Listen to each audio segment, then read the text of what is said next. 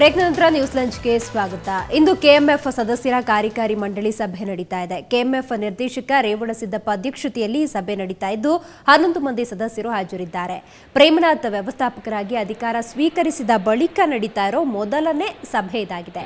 ಈ ಮೊದಲು ಆಡಳಿತ ಮಂಡಳಿ ಸಭೆ ಕರೆಯಲಾಗಿತ್ತು. ಆದರೆ ಅಜೆಂಡಾ ನಿಗದಿಯಾಗದ ಹಿನ್ನೆಲೆಯಲ್ಲಿ ಕಾರ್ಯಕಾರಿ ಮಂಡಳಿ ಸಭೆ ನಡೆಸಲು ಸದಸ್ಯರು ತೀರ್ಮಾನ ಕೈಗೊಂಡರು. ಇದೇ ವೇಳೆ ಕೆಲ ದಲಿತ ಸಂಘಟನೆಗಳು ಹಿಂದಿನ ಎಂಡಿ ವೆಂಕಟರಾಮು ಅವರ ಅಮಾನತು ಖಂಡಿಸಿ ಕೆಎಂಎಫ್ ಎದುರು ಪ್ರತಿಭಟನೆ ನಡೆಸುತ್ತಿದ್ದಾರೆ.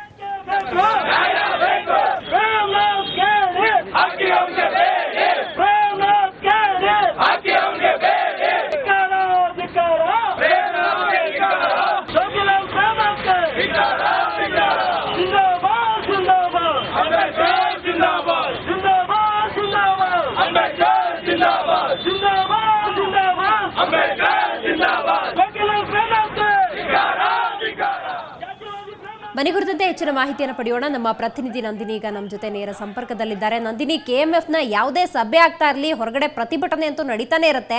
ಆದರೆ ಮುನ್ನೆಚ್ಚರಿಕೆ ಕ್ರಮ ಅಂತ ತೆಗೆದುಕೊಳ್ಳೋದಿಲ್ಲ. ಅದ್ರ ಜೊತೆಗೆ ಇವತ್ತಿನ ಸಭೆಯ ಹೈಲೈಟ್ಸ್ ಏನು ಅಂತ? ದಿವ್ಯಾ, ಕೆಎಂಎಫ್ ಇತ್ತೀಚೆಗೆ ರೈತರಿಗಾಗಿ ಆರಂಭವಾದಂತಹ ಸರ್ಕಾರಿ ಅಂಗಸಂಸ್ಥೆಯಾಗಿತ್ತು. ಆದರೆ ಈಗ ಹೇಗಾಗಿದೆ ಪರಿಸ್ಥಿತಿ ಅಂದ್ರೆ, ಕುರ್ಚಿಗಾಗಿ ರಾಜಕೀಯ ಬಣ್ಣವನ್ನ ಕೆಎಂಎಫ್ ಪಡೆದಿದೆ. ಇವತ್ತಿನ ಪರಿಸ್ಥಿತಿ, ಇವತ್ತು ಕಾರ್ಯಕಾರಿಣಿ ಸಭೆ ನಡೀಬೇಕಿತ್ತು. ಸುಮಾರು 19 ಮಂದಿ ಸದಸ್ಯರಿರ್ತಾರೆ. ಆದರೆ ಹಲವರ ಭಿನ್ನಾಭಿಪ್ರಾಯ ಹಾಗೂ ಬಣ ರಾಜಕೀಯ ಕೆಎಂಎಫ್ನಲ್ಲಿ ನಡೀತಿರೋ ಹಿನ್ನೆಲೆಯಲ್ಲಿ ಹಳೆಯ ಎಂಡಿ ವೆಂಕಟರಾಮು ಅವರಿಗೆ ಬೆಂಬಲವನ್ನ ಸೂಚಿಸಿ ಸುಮಾರು 9 ಮಂದಿ ಈ ಸಭೆಗೆ ಹಾಜರಾಗಿಲ್ಲ. ಇನ್ನು ಉಳಿದಿರುವಂತಹ 11 ಮಂದಿ ಈ ಸಭೆಯನ್ನ ಆರಂಭ ಮಾಡಿದ್ದಾರೆ. ಸರಿಯಾಗಿ ಸುಮಾರು 12 ಗಂಟೆಗೆ ಈ ಸಭೆ ಆರಂಭವಾಯಿತು. ಇದೀಗ ಬಂದ ಸುದ್ದಿ ಏನು ಅಂತ ಅಂದ್ರೆ, ಯಾವುದೇ ನಿರ್ಣಯಗಳನ್ನ ತೆಗೆದುಕೊಳ್ಳದೆ ಈ ಸಭೆ ಈಗ ಮುಂದೂಡಲಾಗಿದೆ. ಮುಖ್ಯವಾಗಿ ಇವತ್ತು ಚರ್ಚೆಗಳಾಗಬೇಕಿತ್ತು ದಿವ್ಯಾ. ಮೊದಲನೆಯದಾಗಿ ಈಗ ನನ್ನ ಬಲಭಾಗದಲ್ಲಿ ಸಭೆ ನಡೀತಿದೆ, ಸಭೆಯ ಮಂಡಳಿ ಇದೆ. ಇನ್ನು ನನ್ನ ಹಿಂದೆ ನೀವು ನೋಡ್ತಿರಬಹುದು ಪ್ರತಿಭಟನೆಯ ಕಾವು. ಕೆಎಂಎಫ್ನ ಹಿಂದಿನ ಕಚೇರಿಯ ಮುಂಭಾಗ ಇದು. ಪ್ರತಿ ಬಾರಿ ಸಭೆಗಳನ್ನ ನಡೆಸಬೇಕಾದ ದಿನನೇ ಇಲ್ಲಿ ರೈತರು ಬರ್ತಾರೆ, ದಲಿತರು ಬರ್ತಾರೆ. ಸಾಮಾನ್ಯವಾಗಿ ಇದು ಹುನ್ನಾರ, ಇದರ ಹಿಂದೆ ಕಾಣದ ಕೈಗಳ ಕೈವಾಡ ಇದೆ. ಸಭೆಯನ್ನ ಸುಲಲಿತವಾಗಿ ನಡೆಸಕ್ಕೆ ಬಿಡದರ ಈ ರೀತಿ ಪೊಲೀಸ್ ಪ್ರೊಟೆಕ್ಷನ್ ನಲ್ಲಿ ಒಂದು ಕೆಎಂಎಫ್ನ ಸಭೆ ನಡೆಯುವಂತಹ ಪರಿಸ್ಥಿತಿ ಬಂದಿದೆ. ಈ ಪ್ರತಿಭಟನೆಯ ಕಾವು ಎಷ್ಟರ ಮಟ್ಟಿಗಿದೆ ಅಂದ್ರೆ, ಇವತ್ತು ನಡೆಯಕ್ಕೆ ಅಂತ ಆರಂಭವಾದಂತಹ ಸಭೆ ಸಹ ಮುಂದೂಡಲಾಗಿದೆ. ಇದೇ ತಿಂಗಳ 30ರಂದು ವಾರ್ಷಿಕ ಸಭೆಯೆಂದೇ ಇಂದಿನ ನಿರ್ಣಯಗಳನ್ನು ತೆಗೆದುಕೊಳ್ಳುವಂತಹ ಸಿದ್ಧತೆ ಆರಂಭವಾಗಿದೆ. ಇನ್ನು ಇದರ ಮುಖ್ಯ ಹೈಲೈಟ್ ಪಾಯಿಂಟ್ಸ್ ಅಂತ ಅಂದ್ರೆ, ಸೋಮಶೇಖರ್ ರೆಡ್ಡಿ ಅಧ್ಯಕ್ಷರಾಗಿ ಮುಂದುವರಿಯುತ್ತಾರ ಅಂತ.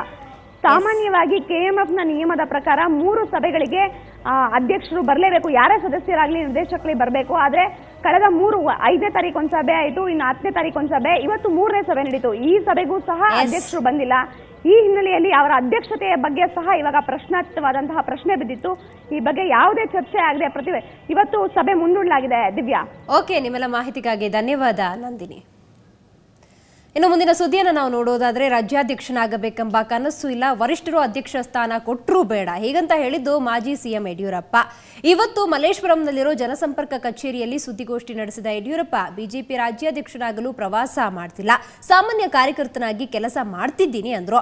ಶೆಟ್ಟರ್ ಅವರನ್ನ ಸಿಎಂ ಮಾಡಿದ್ದು ನಾನೇ, ಹೀಗಾಗಿ ಸರ್ಕಾರಕ್ಕೆ ತೊಂದರೆ ಕೊಡಲು ಸಾಧ್ಯವಿಲ್ಲ. ನಾನೀಗ ವಿಚಿತ್ರ ಪರಿಸ್ಥಿತಿಯಲ್ಲಿದ್ದೇನೆ, ಸೂಕ್ತ ಸಮಯದಲ್ಲಿ ನಿರ್ಧಾರ ಕೈಗೊಳ್ತೇನೆ ಅಂತ ಯಡಿಯೂರಪ್ಪ ಹೇಳಿದ್ದಾರೆ. ನಾನು ಪ್ರವಾಸ ಮಾಡ್ತಾ ಇರುವಂಥದ್ದು ಮತ್ತೊಮ್ಮೆ ರಾಜ್ಯದ ಅಧ್ಯಕ್ಷನಾಗಬೇಕು ಅನ್ನೋಂಥ ಅಪೇಕ್ಷೆಯಿಂದ ಯಡಿಯೂರಪ್ಪನವರು ಪ್ರವಾಸ ಮಾಡ್ತಾ ಇದ್ದಾರೆ ಅನ್ನೋಂಥ ಭಾವನೆ ನಮ್ಮ ಕೆಲವು ಮಾಧ್ಯಮದ ಮಿತ್ರರಲ್ಲಿ ಅಭಿಪ್ರಾಯ ಇದೆ.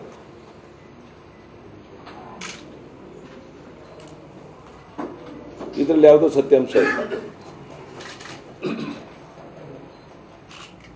ನಾನಿವತ್ತು ಸ್ಪಷ್ಟ ಮಾಡ್ತಾ ಇದ್ದೇನೆ, ನಾನು ರಾಜ್ಯದ ಅಧ್ಯಕ್ಷನ ಸ್ಥಾನಕ್ಕಾಗಲಿ ಮತ್ಯಾವುದೇ ಸ್ಥಾನಕ್ಕಾಗಲಿ ನಾನು ಅಪೇಕ್ಷಿತನಲ್ಲ.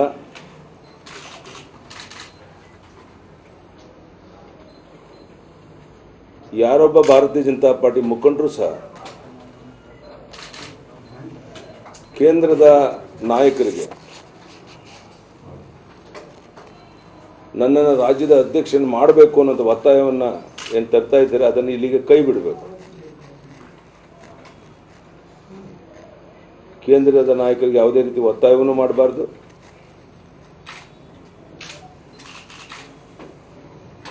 ನೀವು ರಾಜ್ಯದ ಅಧ್ಯಕ್ಷರಾಗಿ ಜವಾಬ್ದಾರಿನ ತಗೊಳ್ಬೇಕು ಅಂತ ಅಕಸ್ಮಾತ್ ಕೇಂದ್ರದವರು ಹೇಳಿದ್ರು ಸಹ ಆ ಸ್ಥಾನದಲ್ಲಿ ನಾನು ಜವಾಬ್ದಾರಿನ ತಗೊಳ್ಳೋದಕ್ಕೆ ನಾನು ಸಿದ್ಧ ಇಲ್ಲ.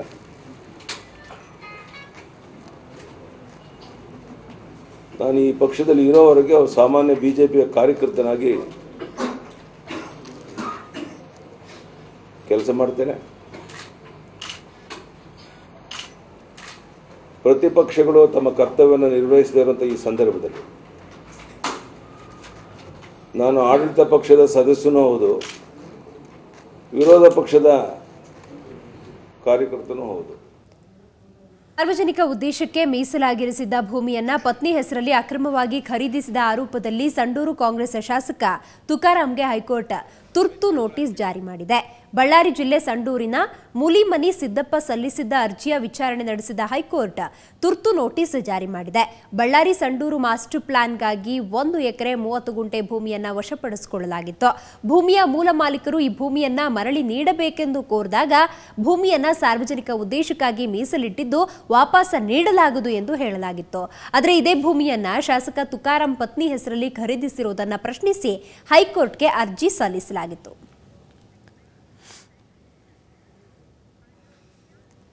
ಮತ್ತಷ್ಟು ಸುದ್ದಿ ನೋಡೋಣ ಬ್ರೇಕ್ನ ನಂತರ.